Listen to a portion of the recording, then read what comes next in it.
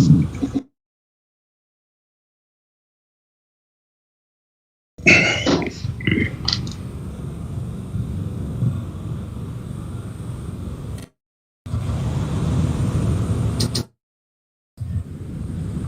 afternoon. Good afternoon, ladies and gentlemen. I hope you can hear me. If you can hear me, please type in our comment section or our chat panel wherever you are in Facebook Live or in YouTube Live. Please tell us where you are coming from. So that we are also aware from which locations are our participants coming from. So we are reading comments. We have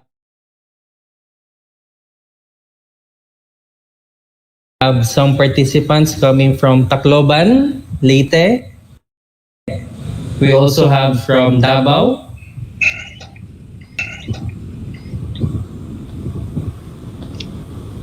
We also have from Cebu. All right, good to know that you are here. How about the others? Good afternoon, ladies and gentlemen. I hope you. I know our other participants. Where are you coming from? So that will also be recognized now. Thursday's episode, this webinar series for the whole month. So to our suki na viewers today, we welcome you to our Startup Thursdays webinar series. This is our second webinar Startup Thursdays webinar series. But nevertheless, if you just came in today, you're still welcome, and you can also share to our to your friends, to your relatives, to anyone you know, to your colleagues, no, who want to know and who want to learn about startups. No, we have a very good topic for today. Let me just check my YouTube because I believe there is some sort of feedback happening. Let me fix it for a while.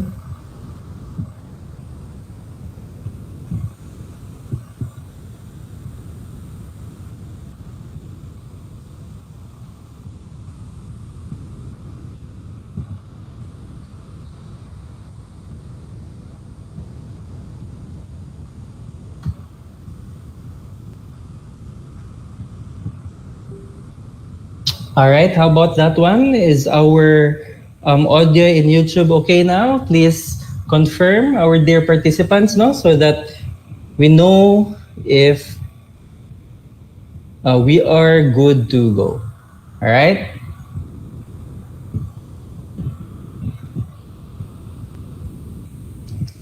So we also have participants coming in from Biliran province. We also have from Ilocos Norte. All right. So we also have from Ormoc. We have from Tuguegarao, Cagayan Valley. Then we also have from Tacloban. It's good to know, no? It's good to know that you are joining us today. Wherever you come from Luzon, Visayas, and Mindanao, I believe our major island groups are well represented. But before anything else, allow me to present to you or tell you our webinar house rules, no, so that we are guided to our webinar for this afternoon, especially on how you can claim your certificates, because we have certificates to give, no, to dole out after this webinar. So if you have questions, we have a Q&A part later, no, at the end of this webinar, which our speaker will be glad to answer. So you may drop your questions at the live chat panel, or you may You may also, if we are friends, you can also directly send me a message, a private message. If you are shy to comment in your questions, so you may, of course, drop your questions at our comment section or our live chat panel. They may be picked and be answered by our speaker during the live discussion. He may actually answer while he is presenting.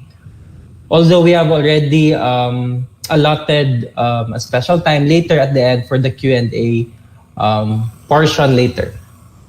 Now, to ensure participation, a code of the day or COTD will be flashed anytime during the webinar.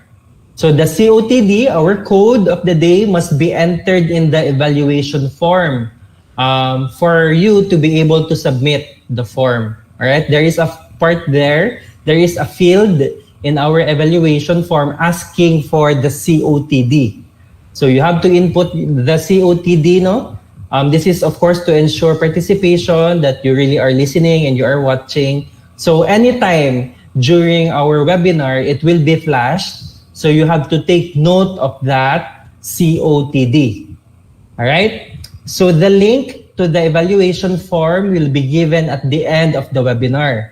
So no evaluation form, no digital certificate. So once again, you have, of course, to answer an evaluation form for you to receive your digital certificate. So the evaluation form allows us on which areas we must improve, and we would also know what are the topics that you want, that you have in mind, so that we can conduct another webinar about that topic. So your answers will be very much appreciated. So the form will only be available within 30 minutes after the link is given. So say, for example, we end at 4 o'clock this afternoon. So you only have until 4:30, because there's only 30 minutes given for you to answer, because it will close after 30 minutes. Now, digital certificates will be given within 1 week after this webinar. And enjoy the webinar. We have a very good topic this afternoon, and we really have a very good bigatin na speaker for this afternoon. So you enjoy, and if you have questions, this is an opportunity for us for our thoughts to be clarified, or if you are planning to establish a startup, we can get some pieces of advice coming from our speaker, who is also a startup founder himself. So we learn it from the expert for this afternoon. All right, so we have a lot of announcements, and we announce our announcements through our Facebook page.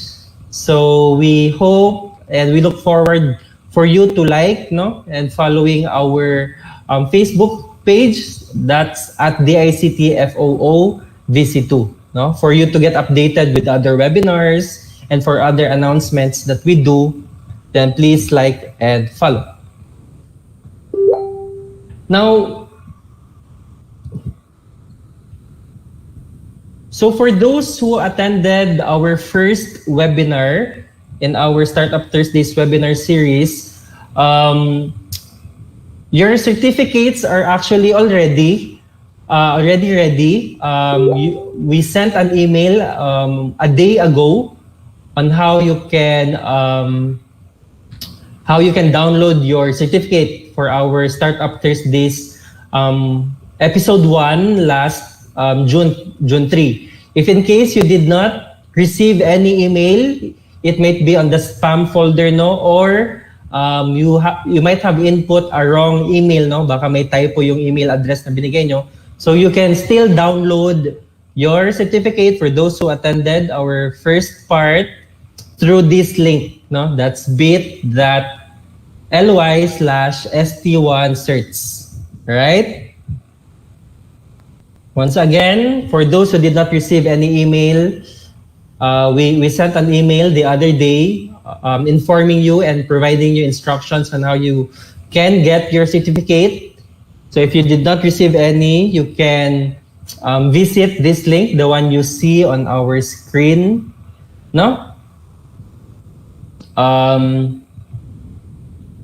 to for you to download. So just a reminder for everyone, no, if you think our video is on low quality mode, no, parang hindi siya high definition, you might want to check your settings, no, kasi baka ang resolution niya naka 144 or lower, then you might want to increase perhaps 720, no. You can actually adjust your screen resolution para mas HD feels, no, ang ating panonood ngayong hapon. Right?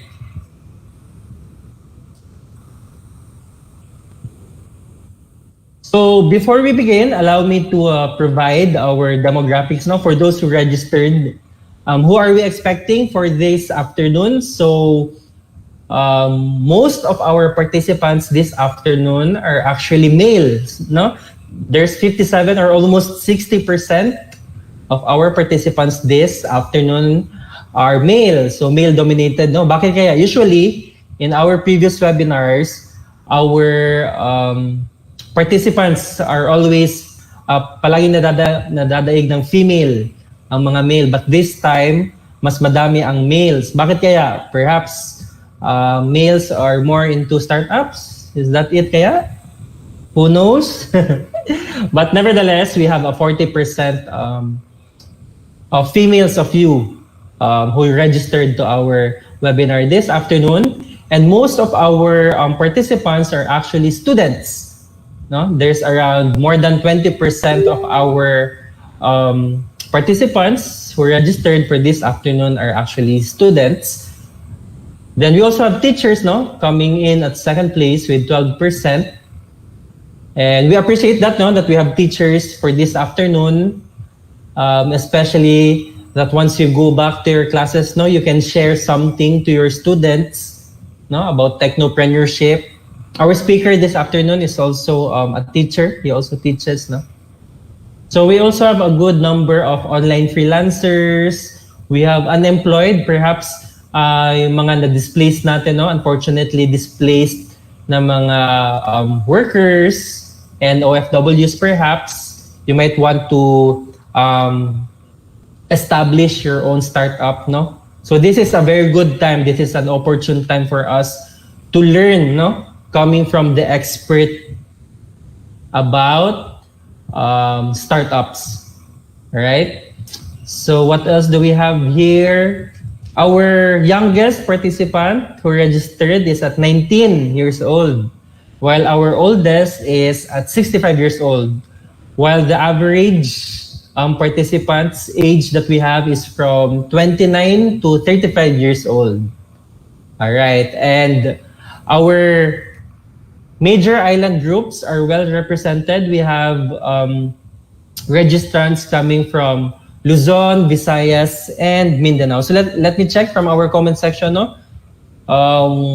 What are the locations or where are our participants coming in? So we have from Shaton, Negros Oriental. We have from Calbayog City. So we also have from Iloilo, from Occidental Mindoro. We also have from Western Visayas, from Antique.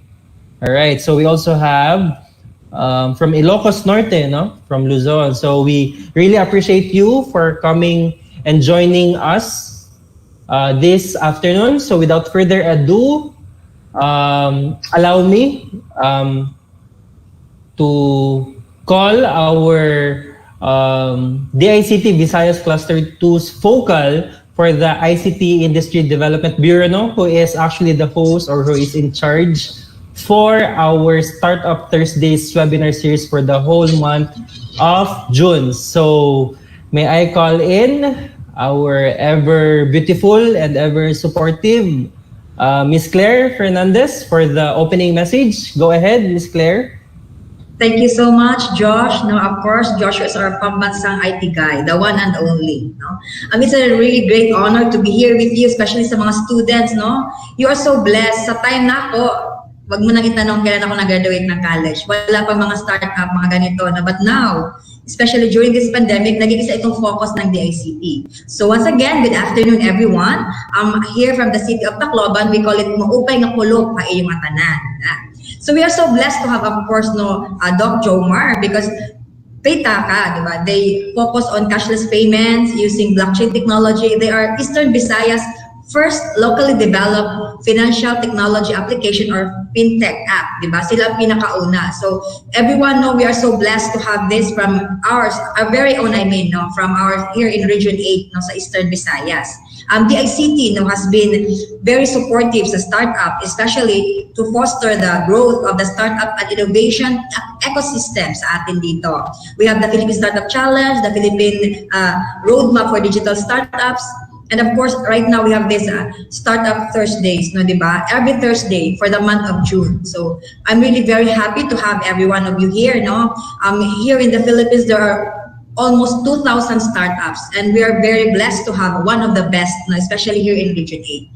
So hindi ko nahabain, I'm sure you're very excited to have this ating Startup Thursday. So I'll just get back to you, Josh, and then once again, good afternoon sa ating lahat. Thank you so much. Thank you very much, Ms. Claire, for opening and welcoming our participants. Now, I know they are very eager to listen, and even I myself am very excited to hear it once again from our very bigatin na speaker for this afternoon. Speaking of speaker, allow me to introduce also our speaker this afternoon.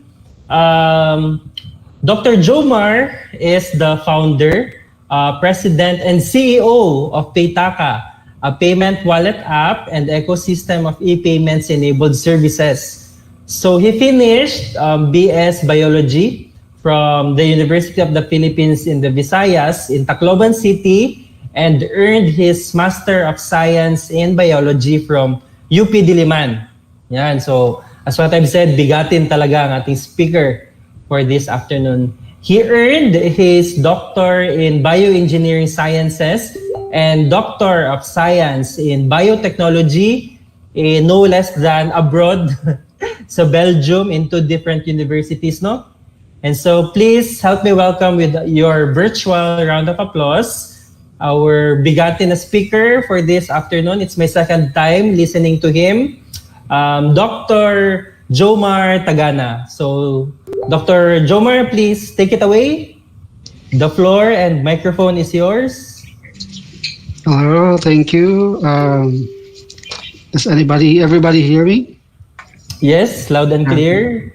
Sir Jomar. Good. All right. Thank you for that warm welcome, Joshua and Claire and George. Thank you for having me in this Startup Thursdays.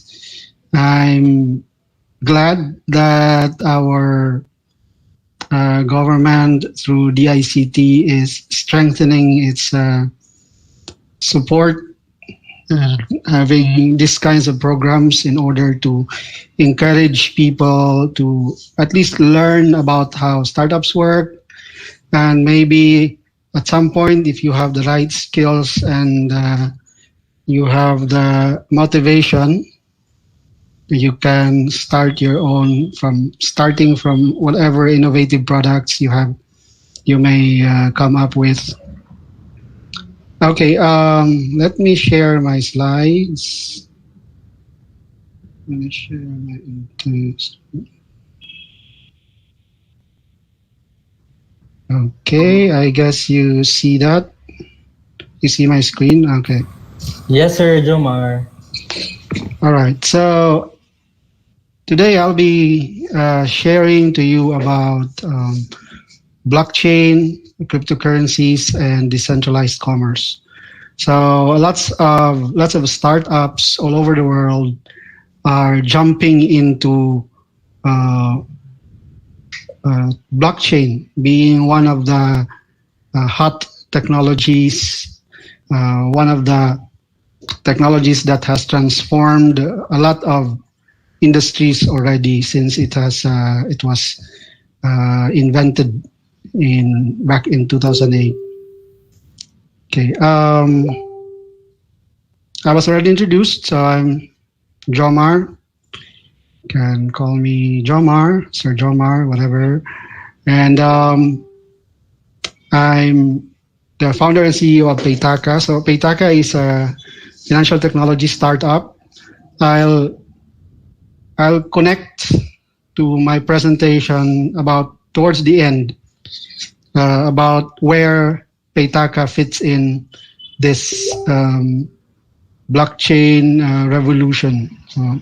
What we think we can do in order to advance blockchain technology and make the world better for everyone somehow.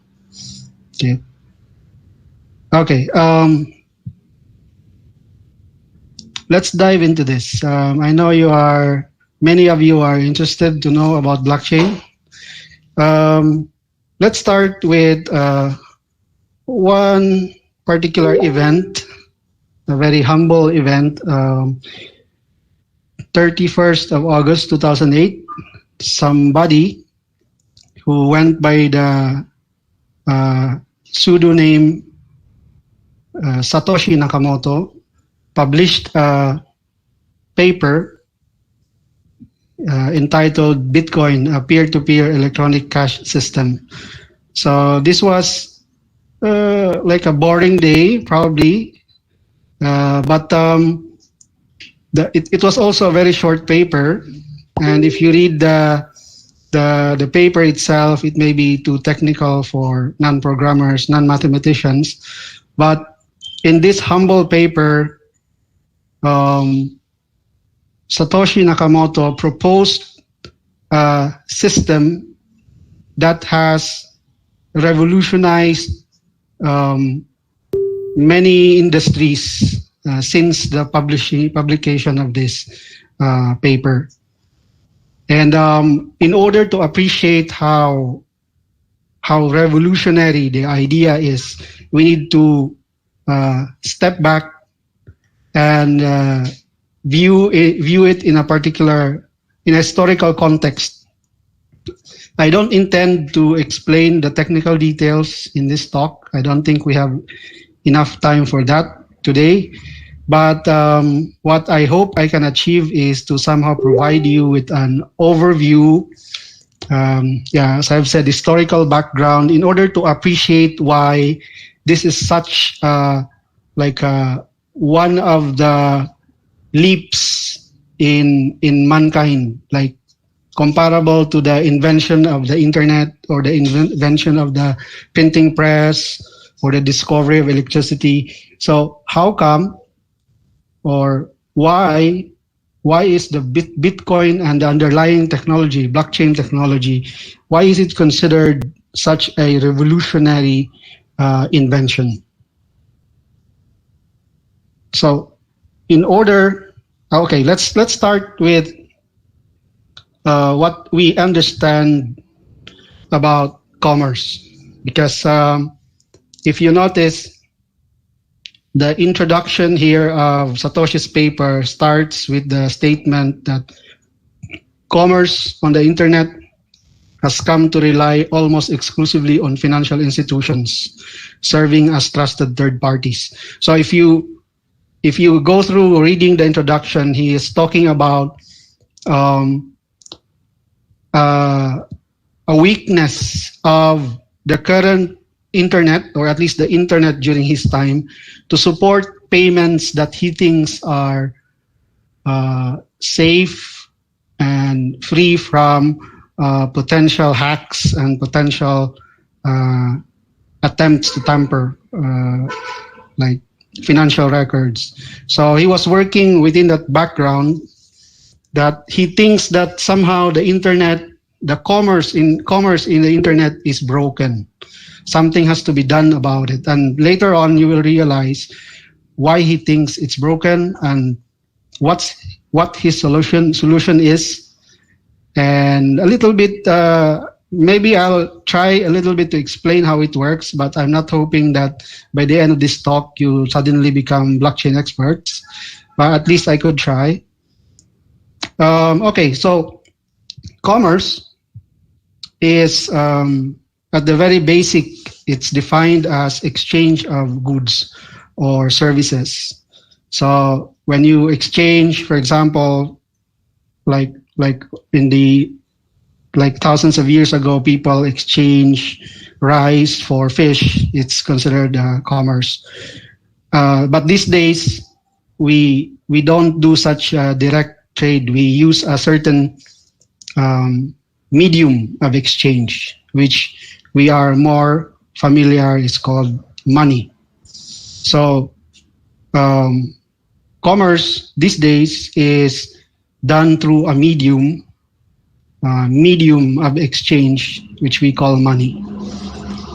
So, oh yeah, I have this slide.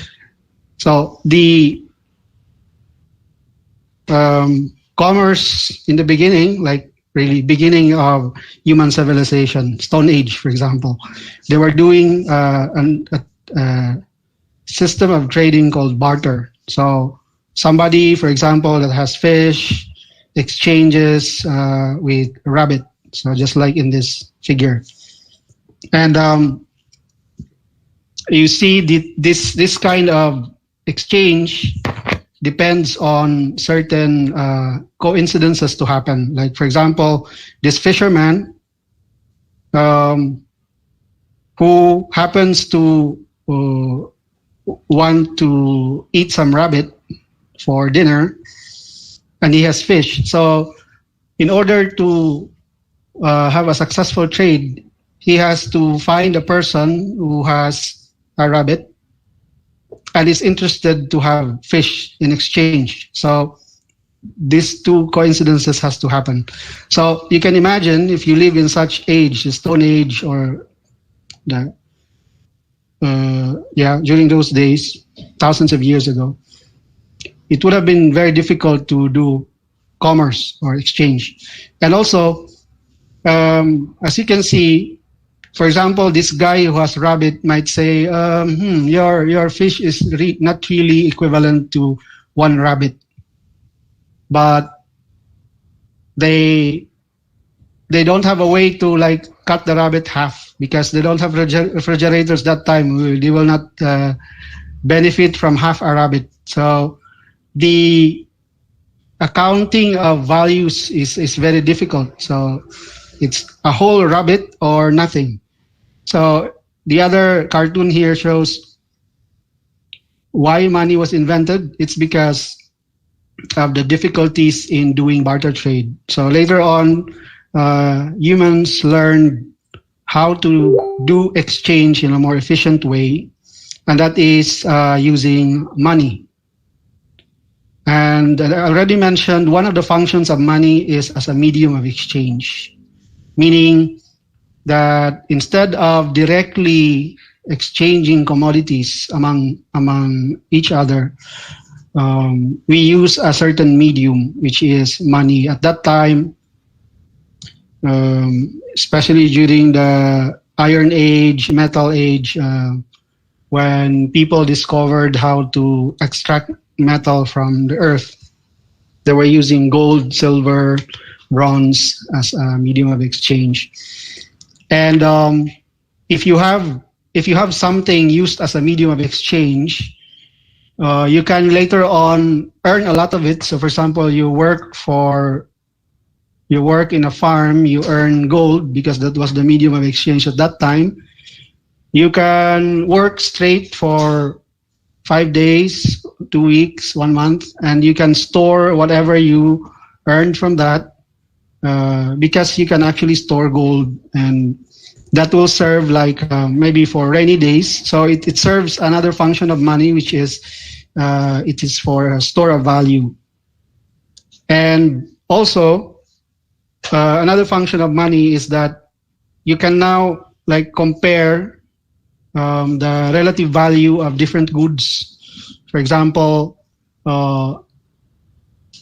let's say the medium of exchange is not gold but rice, which actually was used as a medium of exchange in some Asian communities before. So, for example, you work for a day, you get 1 bucket of rice. And you work for 2 days, you get 2 buckets of rice. So you are able to establish some units of value.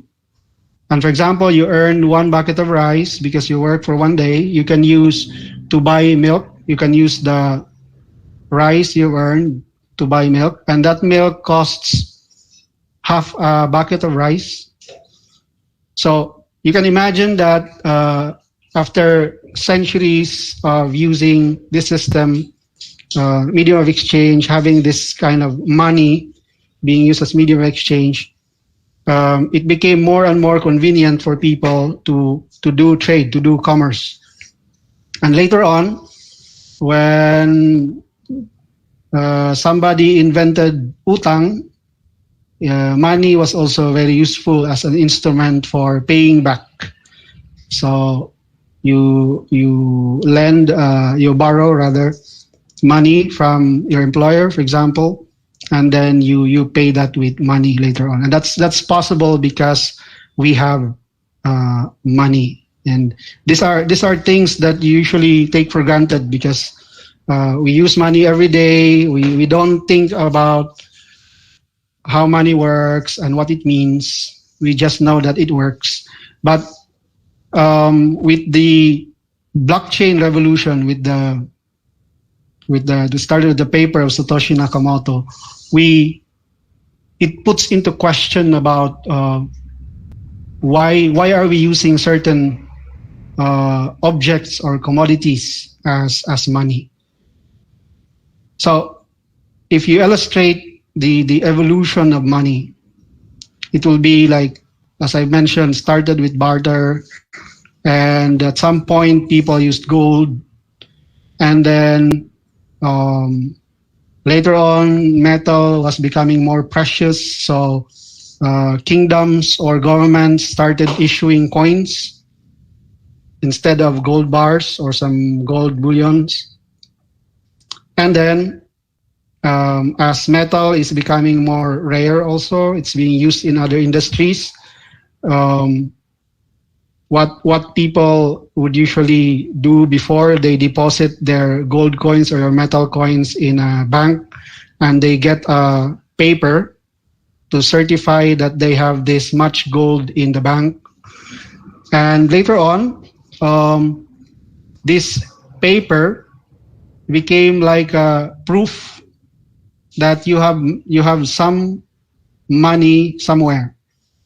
And governments, like in China, at a certain point in China, they started using paper money instead of metal coins or gold. And in the 1940s, when electronics was already like widespread, the internet at that time was still being researched. Some banks introduced the concept of credit cards. So instead of bringing paper money, you have a plastic card you can present to the restaurants. And then the restaurants communicates with the bank that here is Mr. Juan de la Cruz wants to pay for his food using credit card. And so the bank will just debit that amount to be paid from his credit card balance. Okay, that was around 1940s. And 1990s, during the advent of the internet, we have what we now know as electronic money was invented as well. And we are mostly dominated now by electronic money. So we still use paper money, plastic cards, for example. But the way we usually shop online is we are using some form of electronic money, either through online banking or through your mobile wallet apps. All of them fall under this category of under this stage of evolution of money. Okay, and as I mentioned, at around 2008, the concept of cryptocurrency was born, was prototyped, and it suddenly became a hot topic. It puts into question whether we should upgrade our money system, financial system, in order to use cryptocurrencies, and that transition is still happening before our eyes. And it's good to like at least appreciate why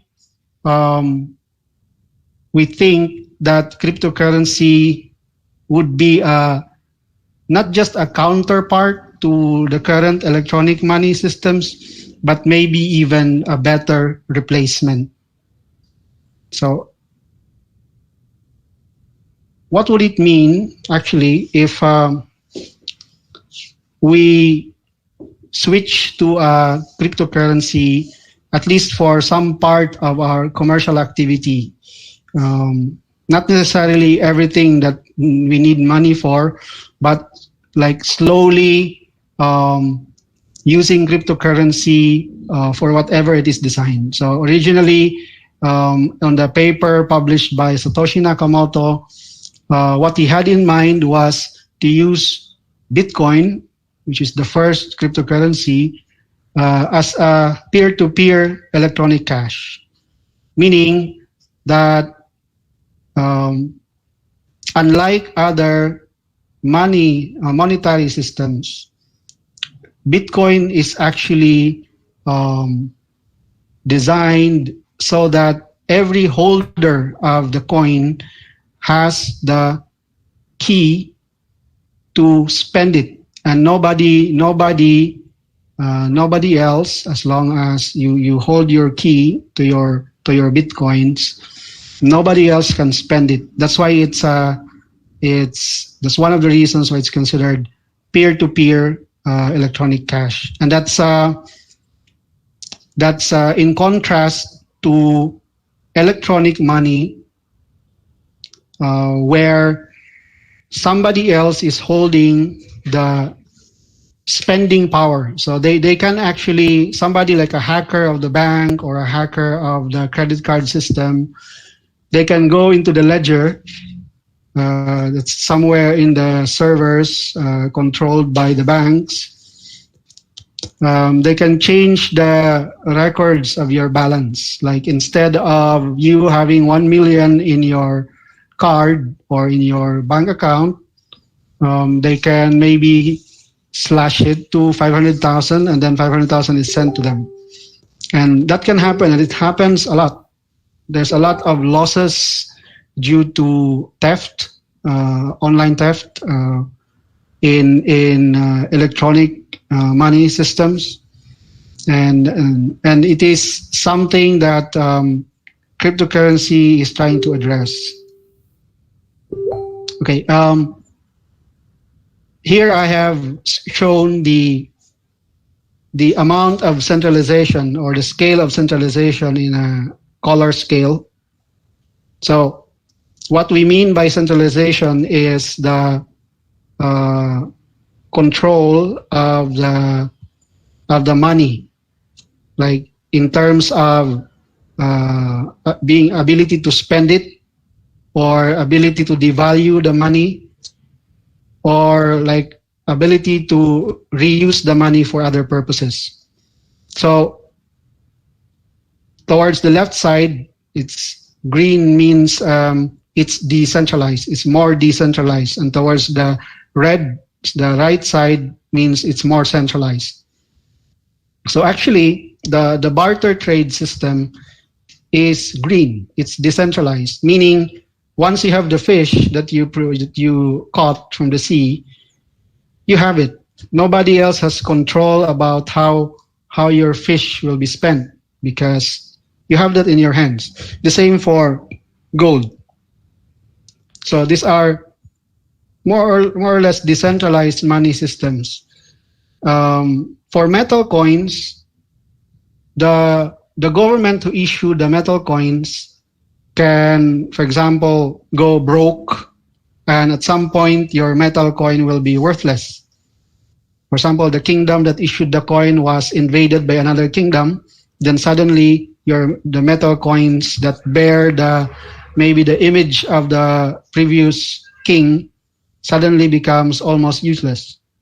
So that's why it's represented here as somewhat Decentralized because anyway, if you have the coins, you have ultimate control about how you spend it.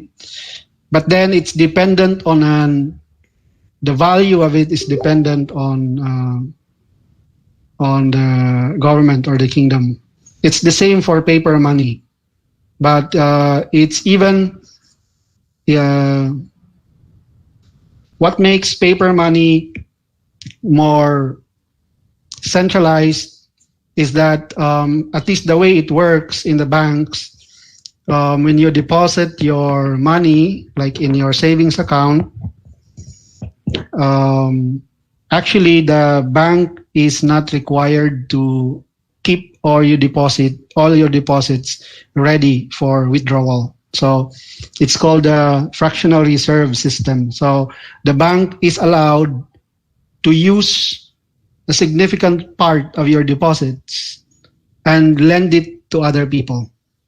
That's how the banking system works. So you think you have 1 million, you deposited 1 million to a bank and you think you can withdraw that anytime. In theory, it's allowed, but normally not, especially if you try to withdraw a big amount of money. And anyway, in practice, not so many people are, or many people are just depositing it for many months, and the banks are actually allowed to use your savings and invest it in other things. And if that is mismanaged somehow, the bank invested it in some companies that went broke, then you lost your money basically. And that's why if you noticed, when you deposit to certain banks, they would only say that your deposit is only insured up to 500,000 pesos by the PDIC. So it's quite risky to deposit more than 500,000 pesos because when the banks go broke, they cannot refund you the money. They can declare for bankruptcy.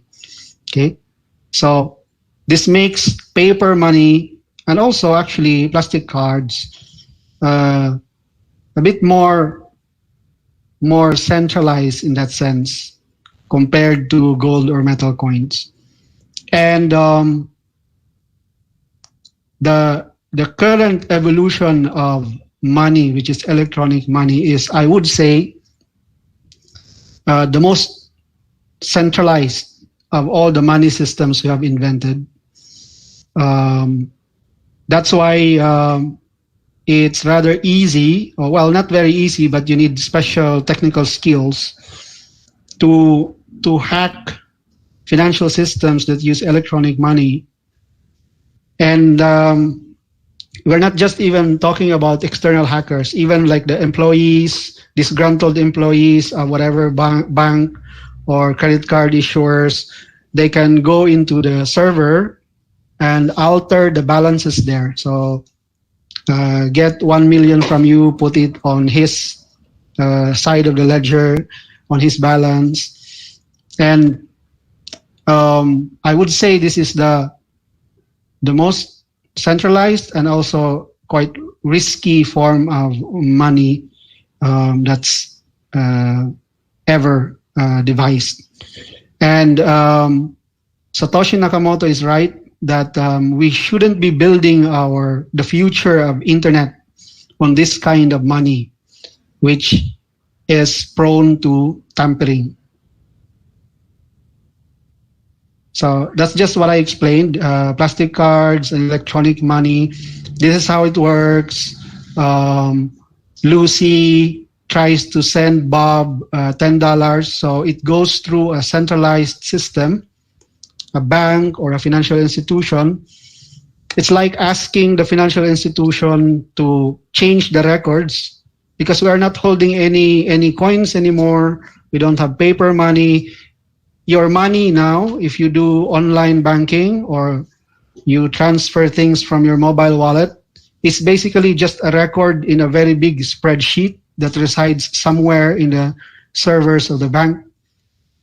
So essentially, when you are sending $10 to somebody, like for Lucy trying to send $10 to Bob or 10 pesos, whatever, you are just asking basically the bank to, hey, update my balance, deduct 10 pesos from my balance, and then add that 10 pesos to Bob.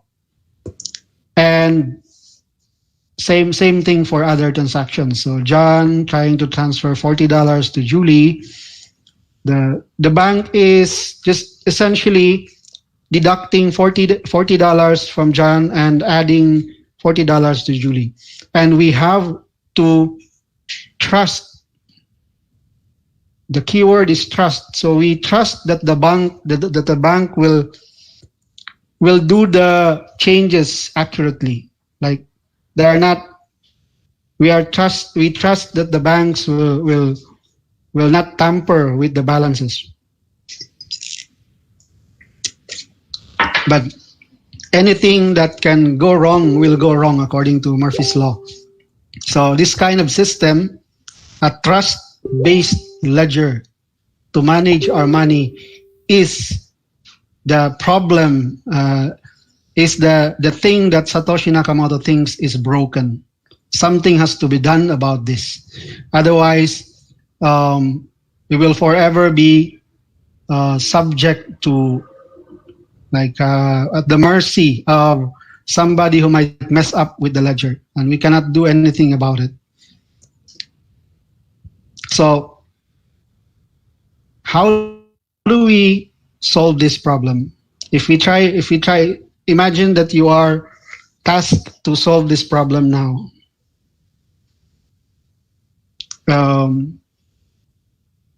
Well, anyway, let's jump into how Satoshi Nakamoto proposed to solve this problem. Basically, the problem can be stated in multiple ways. So the problem can be stated as we have a problem about potential tampering of the ledger, that somebody might not record the debits and credits accurately, or it can also be expressed in such a way that in the context of spending your balance twice or 3 times.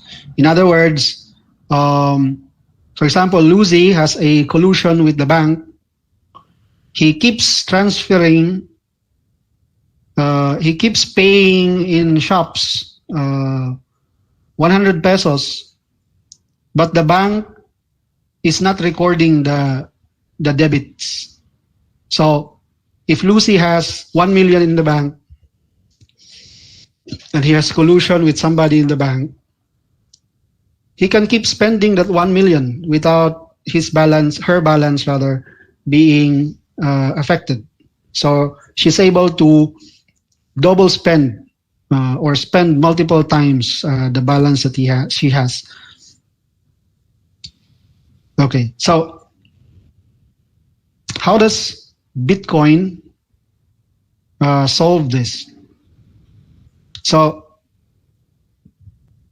in a simple description, what Bitcoin does is distribute this ledger. So when you request for basically a transfer transaction, you're requesting that the ledger be changed so that you deduct something from me because I'm sending some Bitcoin, and you add some Bitcoin on somebody else's balance on the recipient's record.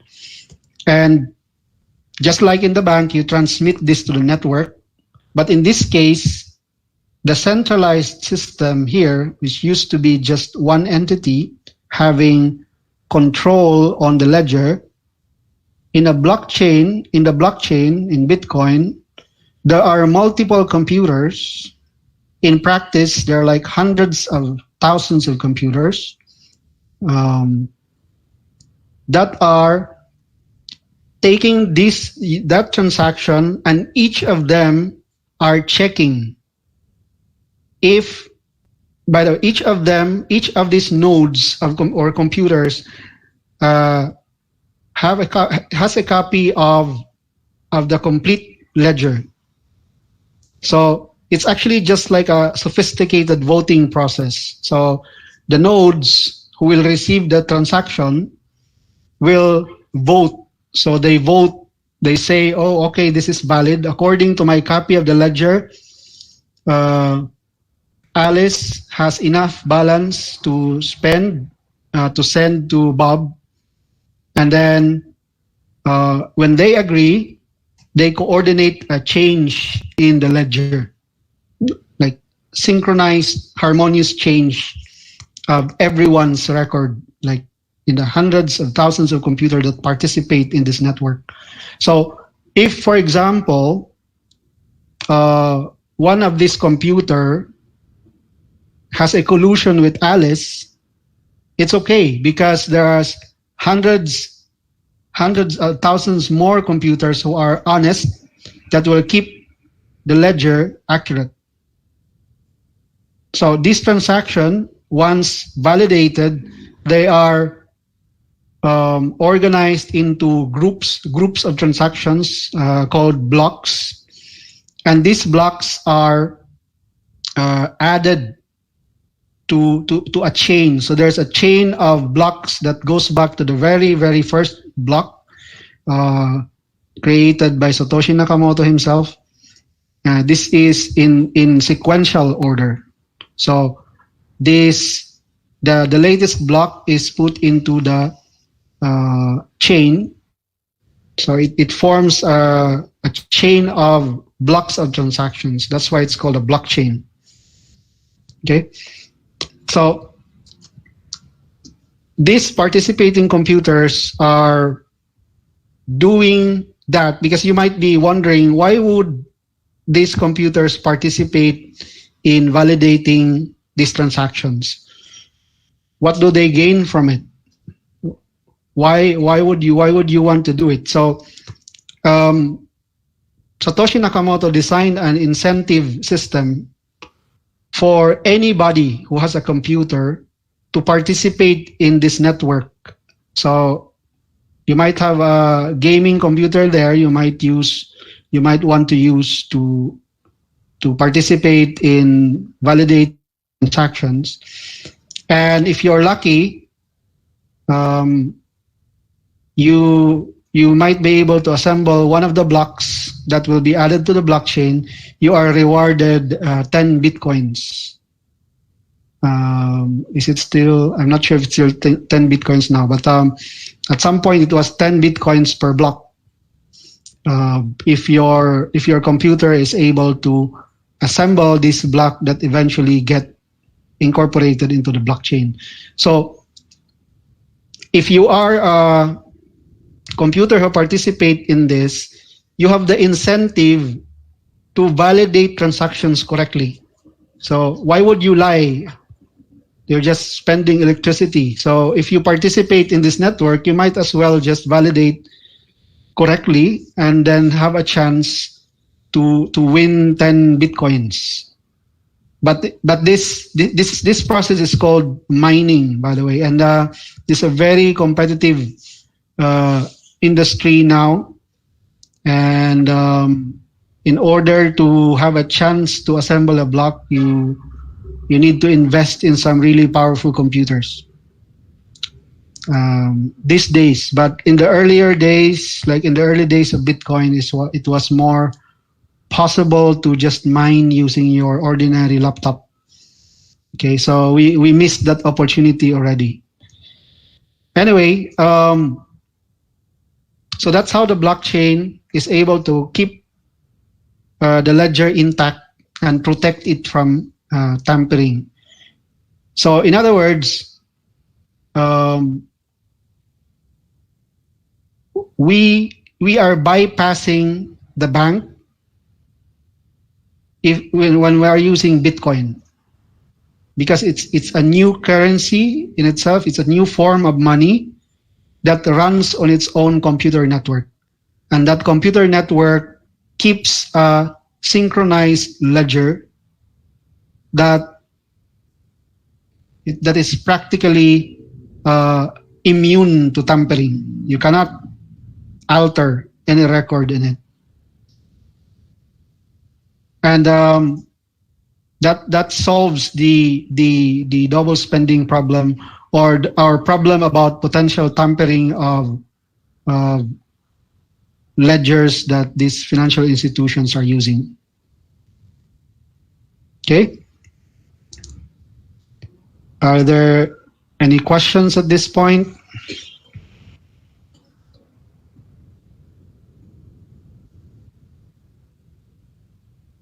Okay. After the introduction of Bitcoin and it became wildly popular since its introduction in 2008, people realized that this can actually be used in other industries. So not just in payments. Of course, if you have a currency that runs on this kind of infrastructure, it would be good for payments, for remittance, for e-commerce. Everything that involves money would benefit from this anti-tampering property of the blockchain or of the cryptocurrencies that are created in these blockchains. But later on, there were variations to the Bitcoin blockchain. So now there are many other blockchain projects like Ethereum, Cardano, Polkadot, and some of these blockchains are designed to run more complicated logic that can be used to implement smart contracts. So these are like contracts in the legal sense of the word, but in programmed contracts. So there are many such use cases also for commerce, but also for stamping, like notarization or escrow, etc. There are many other industries that will benefit from the use of blockchain, the underlying technology that powers Bitcoin. I just couldn't exhaust all the explanation on why, for example, blockchain will be useful in any of these markets. But suffice it to know that at this point, blockchain is being used to disrupt existing industries. And this is this presents lots of opportunities for people who have ideas or who can appreciate how the blockchain works and can build some applications on top of it in order to disrupt current industries that might benefit from the properties that I just described to you earlier. Okay. I'll switch gears into telling you about why Bitcoin, after all these years, since 2008, why are we not using Bitcoin for payments yet? So it's not widespread. So any new technology will take some time to become commonly used in everyday situations. But there are some unique circumstances in the history of Bitcoin that slowed down its adoption according to the original intentions of Satoshi Nakamoto. So Satoshi originally intended Bitcoin to be used as a currency, another form of money that can be used for commerce in the internet. But at some point in its history, Bitcoin became a victim of its own success, because since its launch in 2008, it became very popular, that the number of transactions per day being done on the network increased to like 100,000 or 110,000 by around 2015. So imagine 110,000 transactions a day. That is even a tiny fraction compared to Visa or MasterCard. But then the developers, the maintainers of the software, already noticed that Bitcoin is slowing down, and the transaction fee was skyrocketing, because you have to pay a small transaction fee. Initially, that was small when Bitcoin was not popular yet. But when it reached a certain level of popularity, the network became congested. It became expensive to move Bitcoins around. And so in around 2017, there was like a political divide between two camps in the Bitcoin community. So people who still want to use Bitcoin for peer-to-peer payments, and people who want to just allow it to stay like it is, like high fees, slow, but will be used instead as a store of value, as a replacement for gold. So not really about being able to be used as payments, but like a collectible, as a store of value, as a replacement for gold. So these two camps, the politics and at that time Costa split between Bitcoin and Bitcoin Cash. So Bitcoin, this camp here who want to keep using, to pursue the path of using Bitcoin for digital store of value, they were able to keep the name Bitcoin and the ticker BTC. So the people who would rather see the vision of Satoshi Nakamoto happen, they introduced improvements into the network in order to improve its speed and to keep the fees low, so that it can still fulfill the mission of peer-to-peer electronic cash. It became known as this branch, or this version became known as Bitcoin Cash. So Paytaka, this is where our startup company connects, because I myself, I'm a believer of Bitcoin as a payment system. I think the concept is revolutionary. I think we should be able to get to replace electronic cash systems with a cryptocurrency. It could be Bitcoin or something else, but a better version of money that is more suited for the internet. And because of this split, where Bitcoin Cash wants to focus on the peer-to-peer electronic cash concept, naturally, we'd like to align with this goal, and we are using Bitcoin Cash.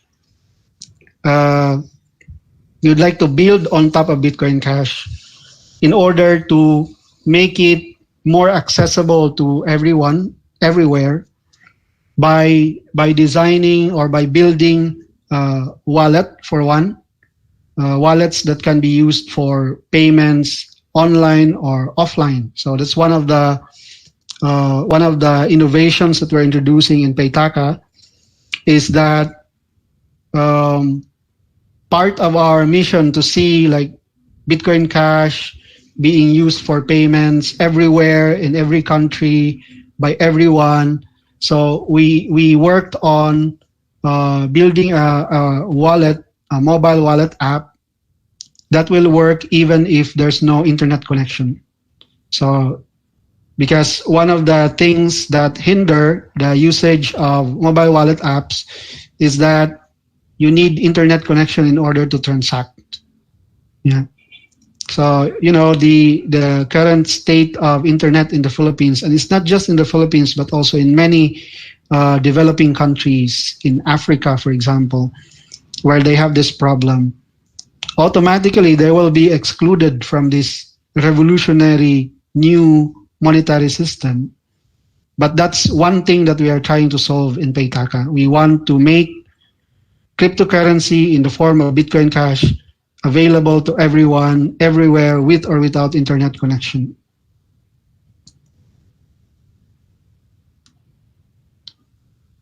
And my talk ends there. Thank you for listening. I'd appreciate your questions. All right. Can you hear me, Sir Dr. Jomar? Yeah. All right. So we actually have around 130 viewers in our Facebook Live, while almost 50 viewers in YouTube and they have some questions that they have thrown. I hope you can answer them. This is an opportunity, for the others are also watching, you can still throw your questions while we are doing the Q&A. So here goes the first question, Sir Jomar.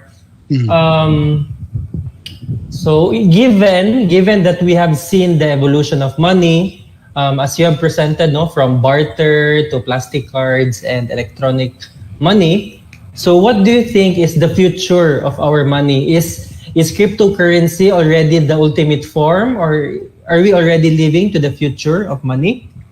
What do you think, Dr. Jomar? Interesting question. And like, cryptocurrency is barely even realized yet. Like, as I've mentioned, we're not there yet. We still are in the works in terms of making cryptocurrency available to everybody and making it available for payments. So it's what would be the future of payments beyond cryptocurrency? That's an interesting question. I'm also curious about what the answer is. Maybe telepathic payments. Wireless payments. Yeah, wireless, like contactless, literally without fingers. But again, it's very difficult to visualize at this point. We are more focused on making cryptocurrencies happen, because it's not yet happening. Most of the uses of cryptocurrencies now, people buy cryptocurrencies because they hope that it will increase in value at some point, and that's not the original intention at all of creating cryptocurrencies. It's supposed to address the weakness of our current electronic cash system, and the future of the internet rests on having a robust and safe and anonymous payment system that will be not subject to how do you call this, government control, censorship, for example. All right, I see. So we actually have here a comment coming from Lutrine in YouTube. I'm not sure if he or she is coming from the Philippines, but he commented that what a clever name, Paytaka. No, maybe you can share to us, Dr. Jomar, what is the story behind the coining of the name Paytaka? Okay.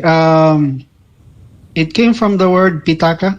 So yeah, if you speak Filipino, I don't know if the person who asked speaks Filipino. So pitaka is it's used in Tagalog and Waray-Waray as well. I think in Bisaya. Yeah. In Bisaya, yes. Yeah. It's a universal Filipino language, a Filipino term. Pitaka means wallet or purse. So it's just a play on that word, because we're trying to create a payment system, payment wallet app, to be more specific. So we just transform Pitaka to Paytaka. Yeah. So what a clever use of the term. But anyways, we have another question from Gypsy Dr. Jomar. Maybe you know some answers for his or her question. No? Are there any guidelines or policies issued by BSP with regard to cryptocurrencies? There are some circulars, recent ones, like a few months back, issued by the BSP about companies that want to what do you call this? Provide services relating to cryptocurrencies. Like included there is like if you want to create an exchange, your company, and you want to create an exchange for cryptocurrencies, you want to use it to facilitate payments. So BSP lumps these companies together into another category, what they call as virtual asset service provider, as opposed to like previous categorizations like before the circular. If you want to build a company that deals about payments, you would likely be categorized as a money license transmitter, money transmitter business rather, or an e-money issuer company, which had like a different set of regulations that's very strict. But for companies like Paytaka who want to offer like virtual asset service, we fall on that new category, which is, I would say, it's a good gesture from the BSP to welcome innovations in the financial technology space, and I think that's a good way to approach. So instead of like discouraging innovation and new technologies in this space, they actually encourage it, and that's a good development, favorable for Paytaka. All right. So Marty from YouTube, Sir Jomar would like to clarify if Paytaka is like a fintech app just like GCash or Paymaya, or are there similarities or differences? There are some overlaps. So in the end, what people will experience from the products that we develop is mainly the wallet. So that's their main point of contact. So in that sense, it's very similar to GCash. It's very similar to Paymaya. But the difference is we are using cryptocurrency as the currency, as a medium of exchange, as a form of payment, specifically Bitcoin Cash, because that's the form of Bitcoin that is more tuned towards peer-to-peer electronic cash. And also one big difference is we keep the private keys. So what keeps your cryptocurrency secure and within your control is your possession of the private key that is used to unlock the funds that you own. So in other wallets, so currently you can actually buy Bitcoin Cash or Bitcoin in Coins.ph, for example, and in other exchanges. But the thing is, they are putting your funds in custody. They have the private key. So if somebody is able to hack their systems, they have the private key, so they can naturally spend the funds that is your funds that's under their custody. So Paytaka is designed to be non-custodial, meaning we are not holding the private keys in our servers. When you install the app, the private key is generated in the app itself. It's never sent to our servers. We have no way to spend your funds. So it's very safe and very secure.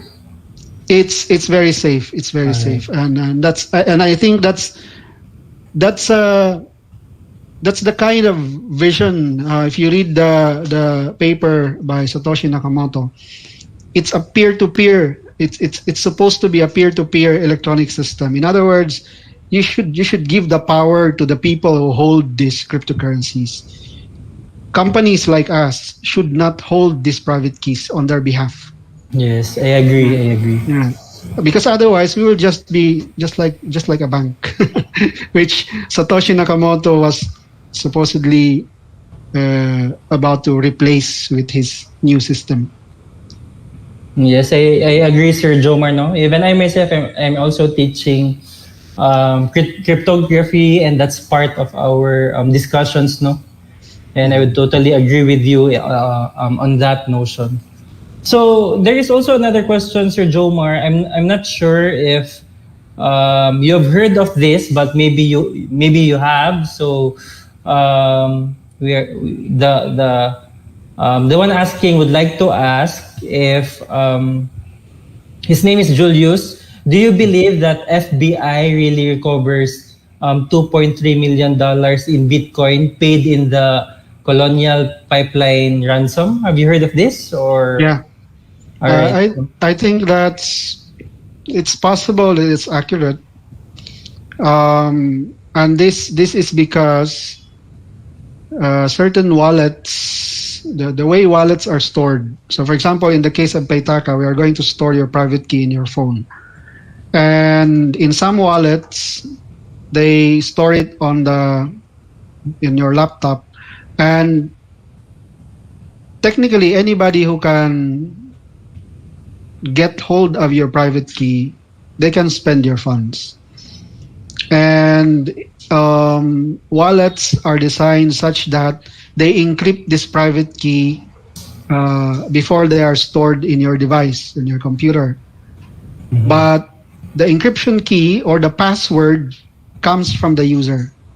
So if you give it a weak password or a weak encryption key, FBI can figure out the encryption key.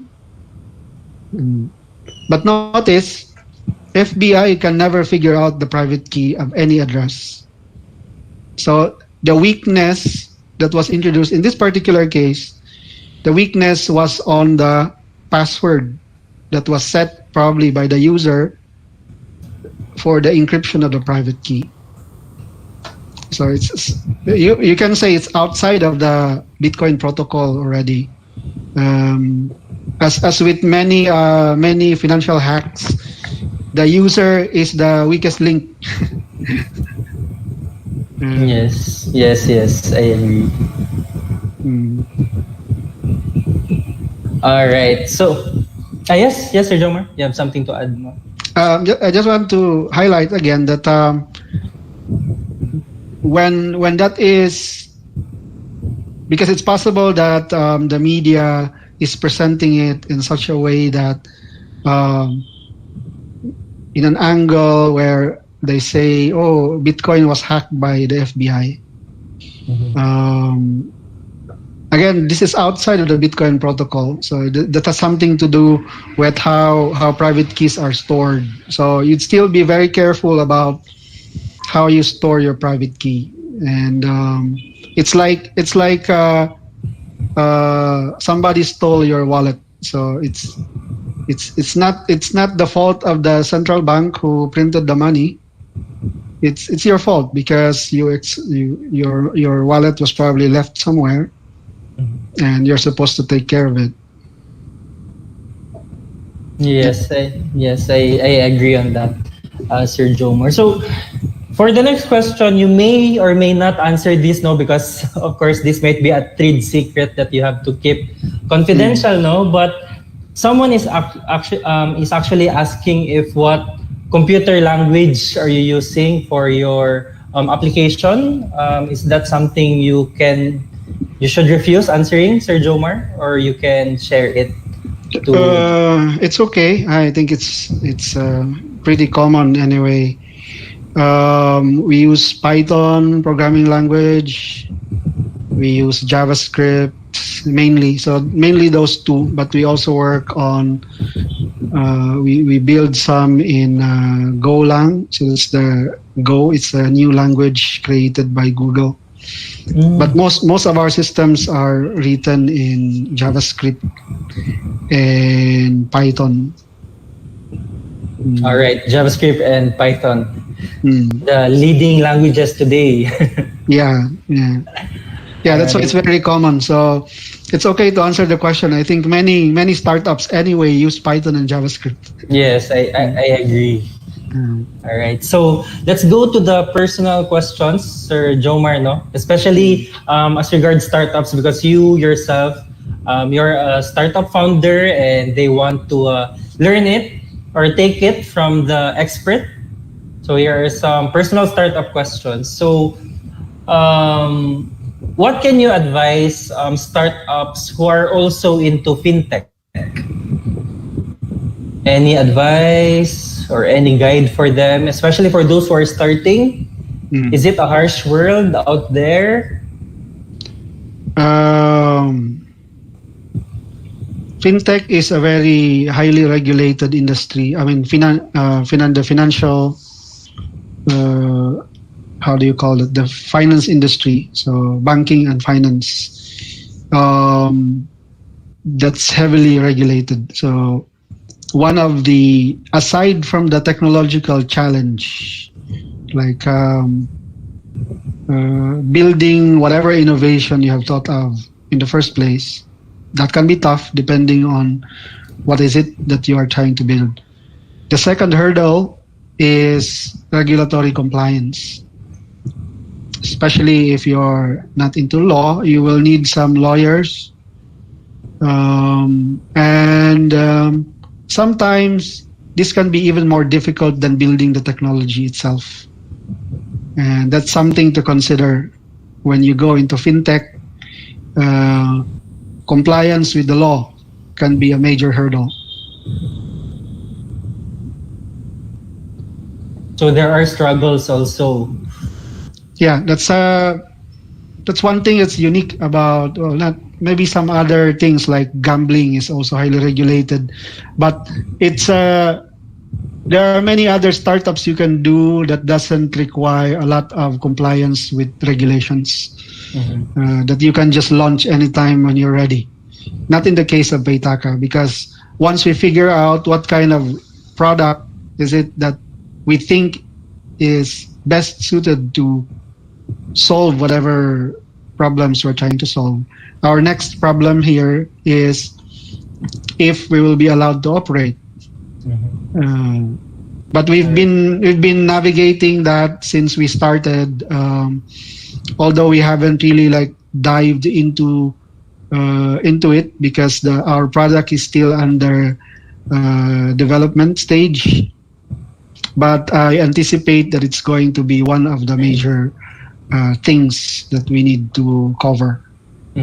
So in fintech, there is an extra layer of challenge, no, as regards to compliance into regulations. Right. But I think the Philippines is doing good in terms of fintech.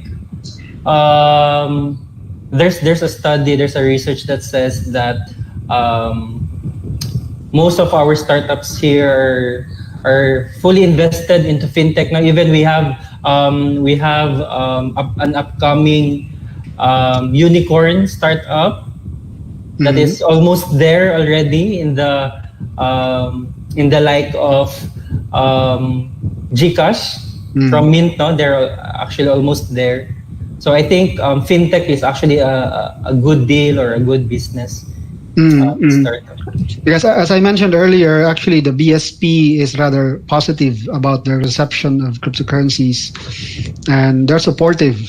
They'd like to encourage technologies, blockchain related or not, anything that can improve the experience of people in fintech, in like financial inclusion specifically.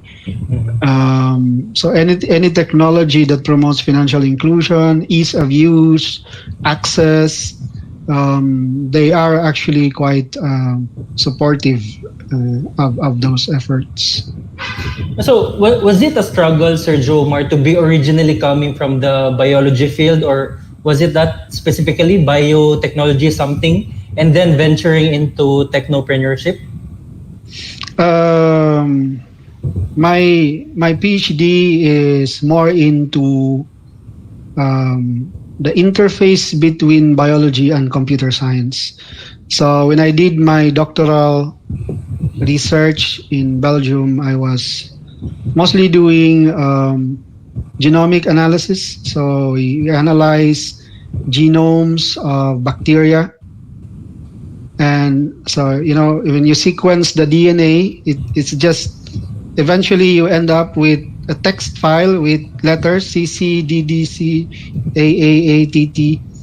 So this is the genetic makeup of bacteria. So my daily job in my research work was to analyze what these letters mean. And these days, you don't do that manually anymore. You have to learn programming.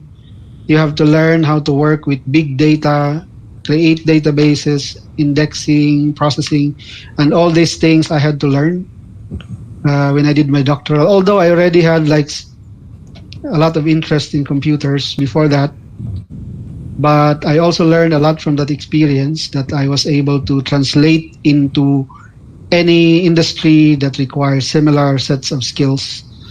And it just happened that while I was in Belgium, so 2009, it was the time when Satoshi Nakamoto, 2008, the paper was published. 2009, I was already in Belgium. And I encountered this concept about Bitcoin when I was there. And I got instantly interested in it. And I thought about how can I work on something on top of this technology in order to advance it or to even build more useful things on top of it. And it just happened that I had the skills because I had to learn those skills for my PhD. And yeah, the same skills we're using to build the solutions we now. Alright, so it's somewhat related. I thought it's too far from what you do now. All right. So I'm going over some questions in Facebook Live, Sir Jomar, and we have here a couple of interesting questions. I hope you're still open for questions. Sure. All right. So here's one from Froilan. This is an interesting question. What can you say about the Elon Musk Bitcoin tweet or him somewhat possible manipulating Bitcoin? Because recently after his tweet, Bitcoin fell. What are your thoughts on that? It's a love story. So, and kumbaga, hindi magtatagal yan. It's people are focused on, because Elon Musk knows he's a celebrity and many people are following him. But blockchain revolution is bigger than Elon Musk. It will outlive Elon Musk. And itong ups and downs because of his tweets, it will go away. It will eventually, people will not listen to him if he keeps doing this. All right, noted, Sir Jomar. That's my opinion. Of course, I could be wrong. Just a personal, yeah. Just some personal opinion coming from Dr. Jomar, no. But Emerson in Facebook Live is asking for clarification if Paytaka is compatible with iOS or not yet. We're working on it, but it's designed to work on Android and iOS, and we're also creating a browser extension so you can install it in your Chrome as an extension. So we are everywhere, except for Huawei. But I think it's anyway. Android apps can almost work in Huawei app gallery with minimal modifications. So yeah, I guess we can say we're in all platforms eventually. All right. So there's a lot of questions here, Sir Jomar in Facebook Live. Asking for clarification, just like Oscar and Trinmar, if what is the difference of Paytaka with coins.ph? Yeah, I mentioned a bit earlier that the way we're doing it in Paytaka is we designed it so that we are not in custody of your private keys. So I didn't go into the details, but in order for you to, when you buy Bitcoins, for example, or Bitcoin Cash, it lives on an address with a private key, with an associated private key, and whoever has the private key can move the funds away from that address. And Paytaka is true to the mission of Satoshi Nakamoto, where we want to make cryptocurrency really at the control of whoever owns it. We don't want to hold your private keys ever, because I want to get a good sleep at night.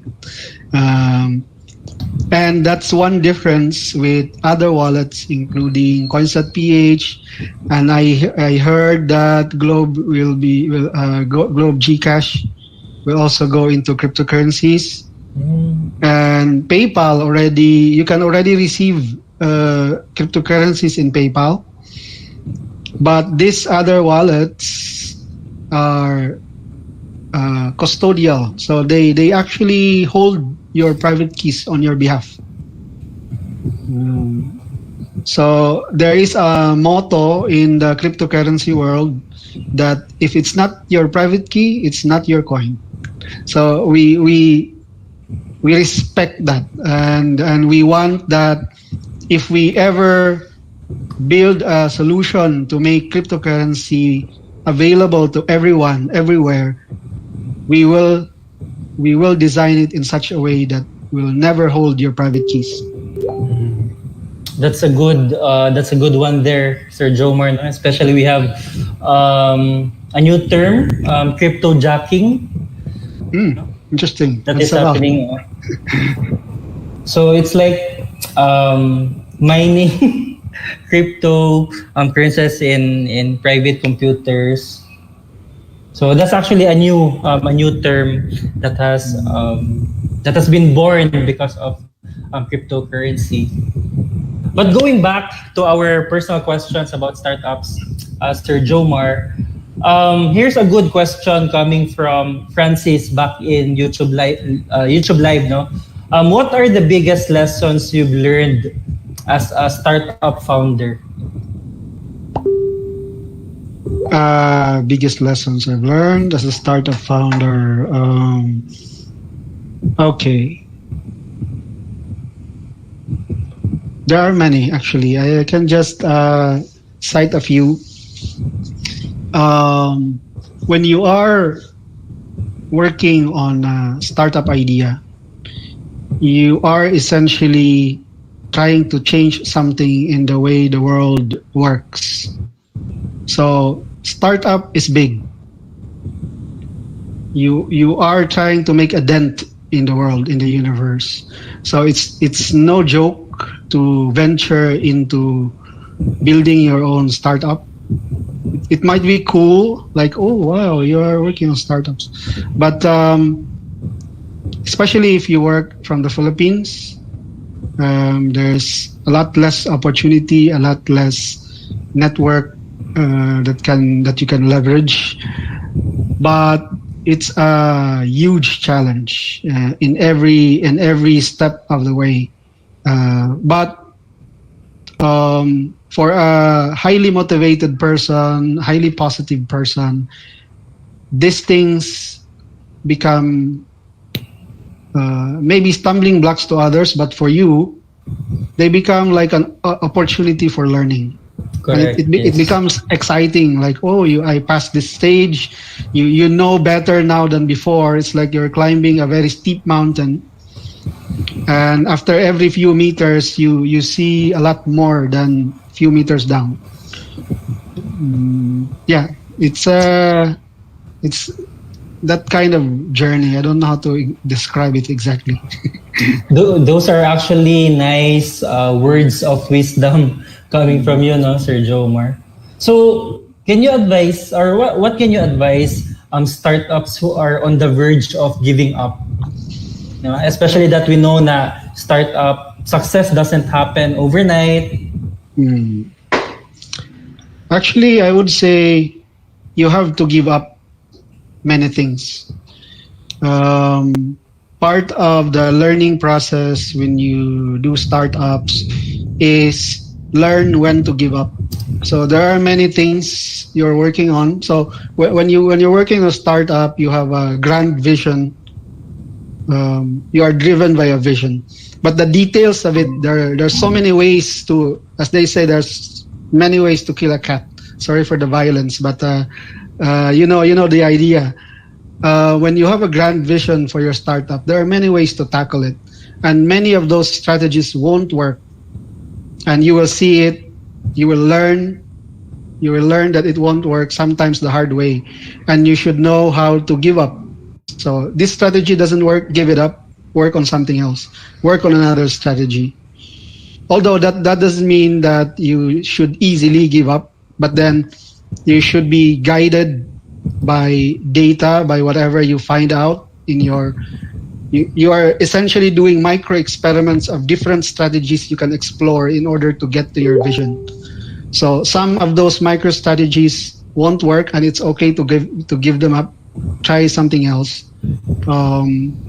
Work on a product that will achieve your vision, and if that doesn't work out, your potential customers don't like it, give it up, work on something else, or maybe improve on it. So if you are on the verge of giving up, as long as you're not giving up on your vision, which is why you are doing startups in the first place, you should learn to give up on your micro strategies. But definitely, whatever vision you have for your startup, I guess you will just go far enough if you believe in that vision in the first place. And if it is on your vision that you're giving up, that's also, that at some context it might also be beneficial for you, because we only live once. It's a short life, and so if you think that vision does not align anymore with you, with your inner self, it's become more of a waste of your time. You should learn when to give up as well. All right, that's noted, Dr. Jomar, no? Especially for our budding startups. So I think we are down to our last two questions, Sir Jomar.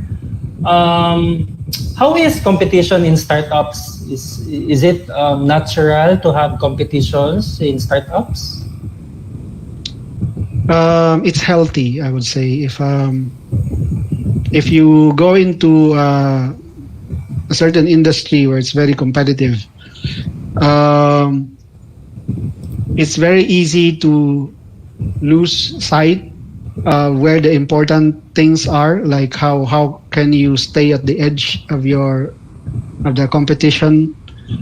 But these are things that you need to always update yourself with, where your competitors are, what are they doing. You go back to your drawing board and see what I wanted to achieve, what are my unique value propositions. You always have to go back and see if you're still competitive or you're still driving towards working towards an edge over your competitors.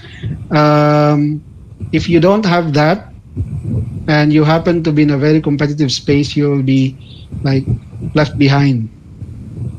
And it's also not good to work on something that doesn't have competition at all.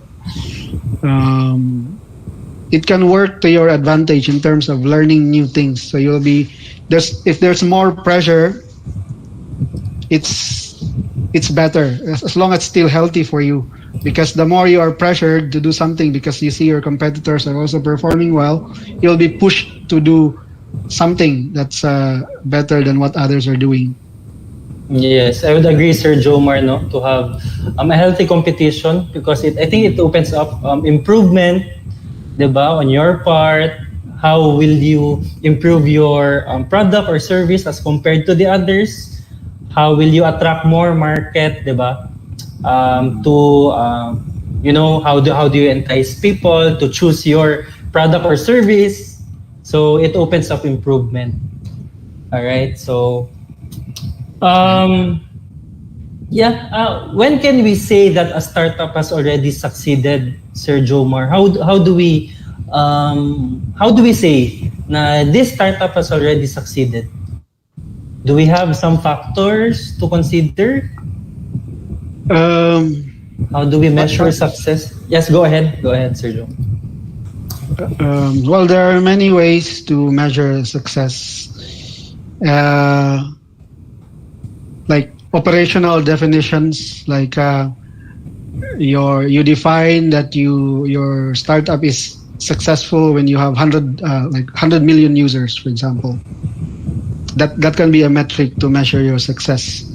It could also be in terms of revenue, like your startup is earning 100 million a year. Mm-hmm. So that can be your measure. Or at different stages of your startup, you set yourself some measures of like success in each step. Because it's very hard to like project how your startup will perform in 5 years from now. That's very uncertain. You'd rather define certain milestones, short-term milestones, and assign very specific metrics. But if you're talking about like overall, so for example, for Paytaka, when do I say that Paytaka is successful overall in terms of its vision? Although we are setting like smaller goals, but if you're talking about the grand scale of things, when I see that cryptocurrency, be it Bitcoin Cash or whatever it is that we end up using in the end, I will say that Paytaka has succeeded if cryptocurrency using our app is being used in every shop, everywhere to pay for products and services. All right. So we actually have a good comment from Marty in YouTube Live, Sir Jomar, no, that you have to set your goal first to establish a startup. So I would also agree, no. Why do you establish a startup? Do you intend to earn money, or is it you want to help the community, no, to elevate the status of the community? I think setting the goals is really important when you establish a startup. I'd rather call that vision. Like, so a vision is for me like more than a goal. So when you say you have a vision, that's why you go into a startup, because you have a certain vision of what the future will be. Your vision encompasses your desire and your goals and your projections about what the future will be. So it's something deeper than just a goal, I would say. You have a certain vision. For example, let's say Elon Musk. He has this vision that someday humans will be in Mars. We will live in Mars. So there might be some very specific goals he might have, but it's really the vision that drives him to achieve certain goals. Mm-hmm. All right, noted, Sir Jomar. So one last question from Nico in YouTube, Sir Jomar, no, because I find this interesting, because we actually discussed this in our first episode, no, last week. Do you have a co-founder in Paytaka, or are you the hacker, hipster, or hustler on your startup? Can you tell us a history of your startup, Sir Jomar, at least to inspire, no, our other participants who are listening? Okay. To be honest, the idea about Paytaka, it was a light bulb moment when I was in the bathroom. Mm-hmm. CR talks. So, yeah, like that space of creativity, of calmness when you are, doing your thing, and those are one of my creative moments. And those times I realized, why can't we? At that time, the idea about it was very different from what it is now. But the idea was, why can't we create a cryptocurrency equivalent of Philippine pesos? And I was thinking about the pros and cons at that time, and whether other people have done it already. And I became more interested to delve deep into how the blockchains work. And then it became so interesting, and I told my friends about it, and they are my partners now. There are 5 of us who gathered and brainstormed on starting this project and starting a company. I am the programmer, the technical. I do the technical side of things, like the actual building. But in terms of discussions about blockchain and its implications on payments, and it's a shared effort. But what I especially lack is on the marketing side. So we have a marketing guy on the team, a very capable one. We have legal and accounting person in the team as well, and some technical guy and PR guy. So the idea is that you cannot, because startups, as I have said, they try to do something big.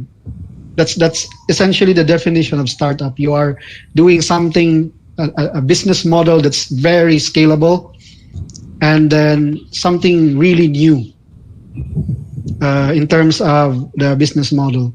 So it is very rare that you can pull this off on your own. You really need a team to accomplish what your goals are for the startup. It's not just for Paytaka, but for every startup.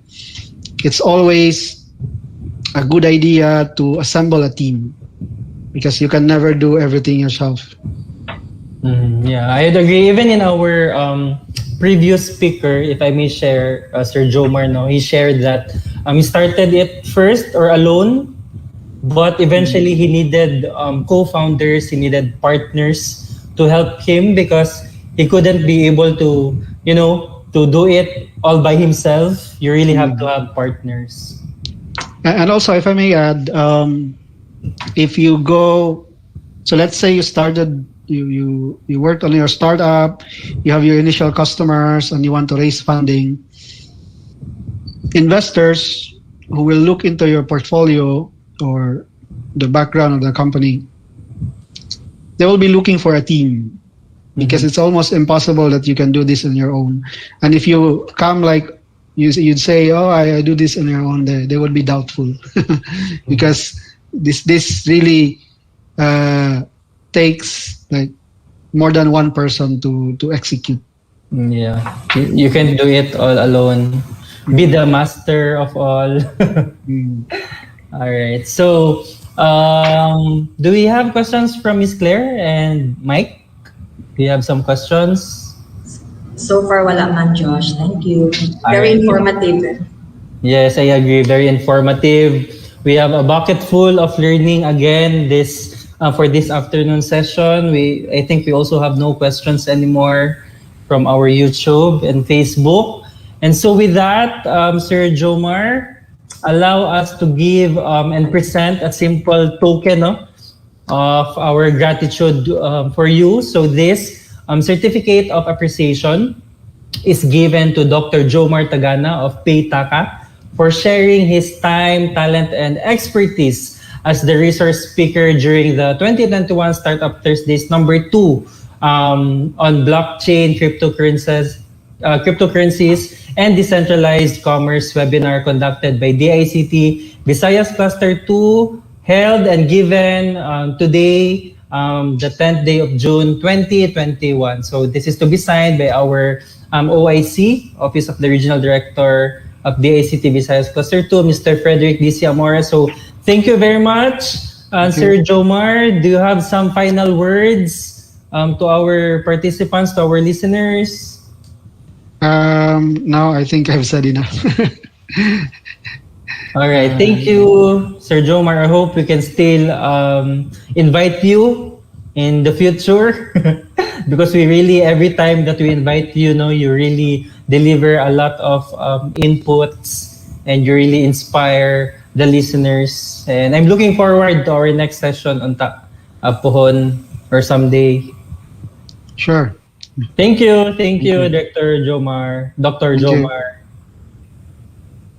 All right, so Before we give to you, for those who are waiting for the COTD or our code of the day, no, we still haven't shown or displayed the COTD.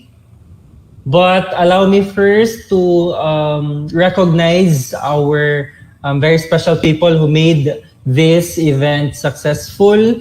Of course, to our speaker, Mr. Jomar Tagana, our Suki na speaker.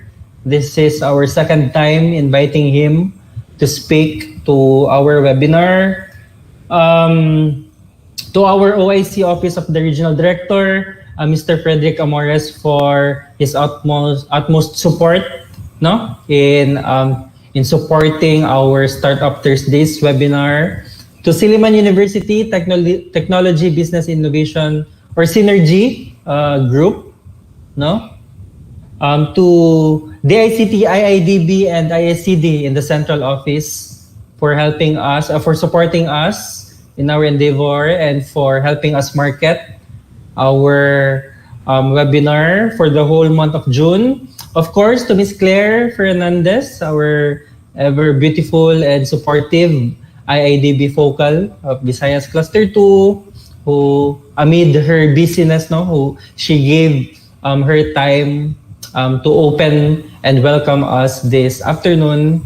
To Mike, of course, to George Michael Picardal, who is our person behind our live stream this afternoon. As always, Mike, we still have 2 more live streams to do. And of course, this has been Joshua Elizardomen, your moderator for this afternoon. Thank you very much. Of course, also to our participants, we have, I think, almost 60 right now in YouTube Live, while 100 plus, 130 something in Facebook. So thank you for participating.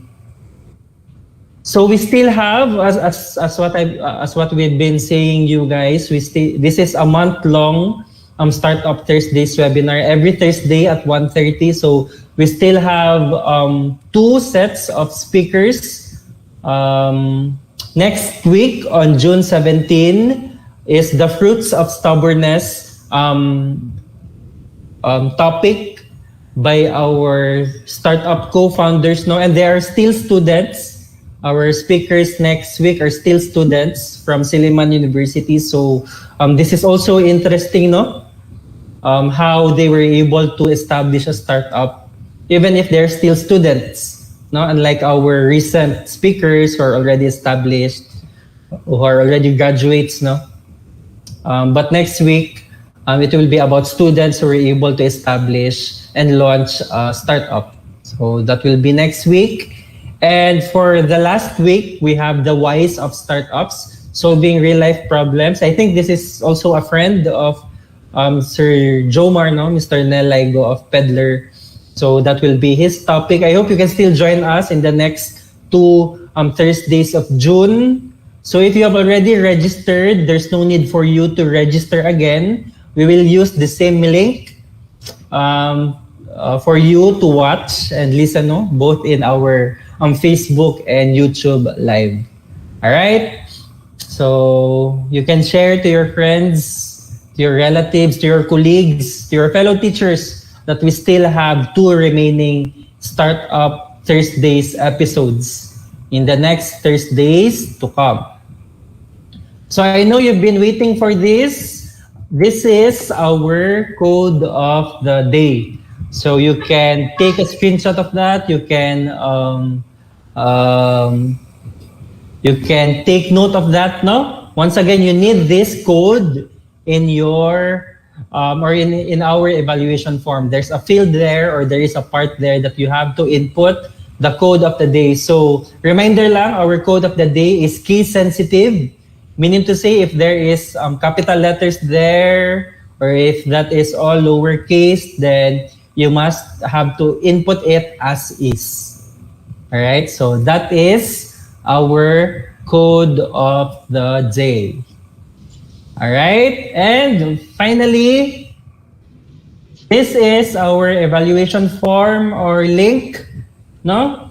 You can, if you have your mobile phones there or your devices there, you can just scan our QR code. And another reminder, the link closes after 30 minutes. All right, so at 4 o'clock, we will be closing our evaluation form.